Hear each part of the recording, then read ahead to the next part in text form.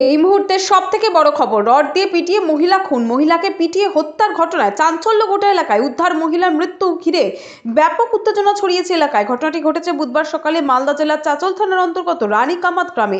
স্থানীয় সূত্রে জানা গেছে, মৃতের নাম রোমেনা বেগম, বয়স 55। নাতনিকে নিয়ে থাকতেন ওই মহিলা। হঠাৎ গভীর রাতে মুখোশ পরে এক ব্যক্তি তার বাড়িতে ঢুকে পড়ে।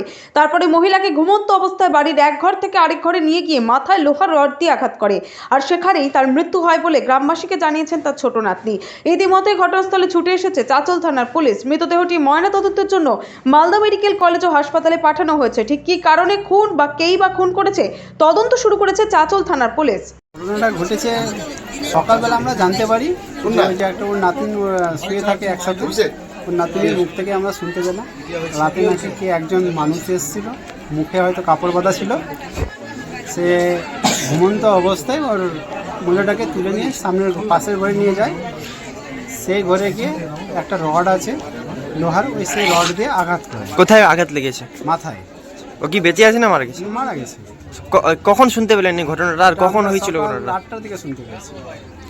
কে এসেছিল, কারা করলো এটা? সেটা তো বলতে পারছি না। সেটা যদি পুলিশ তদন্ত করে ভালো করে, অবশ্যই আমরা জানার জন্য আগ্রহী। ও কি বাড়িতে একাই থাকতো? দুজন থাকতো, ওর নাতিন আর উনি তো ভালো মানুষ ছিল। এখানে কারোর সঙ্গে কি কোনো ঝগড়া বিবাদ নেই, পাড়া প্রতিবেশীর সাথে সবাইকে মান দিয়ে কথা বলতো, খুব ভালো মানুষ ছিল।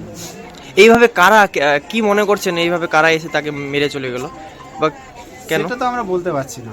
সেটাকে তদন্ত করা উচিত, কারা মেরেছে। আমরা গ্রামবাসী হয়ে পুলিশের কাছে এটা একদম রিকোয়েস্ট, ভালোভাবে তদন্ত করে এটাকে যাচাই করা উচিত, কারণ পরবর্তীতে যেন এই পাড়াতে এরকম আর এই ঘটনা না ঘটে। কি নাম আপনার? আমার নাম মুস্তাক আলী, বাড়ি? রানী।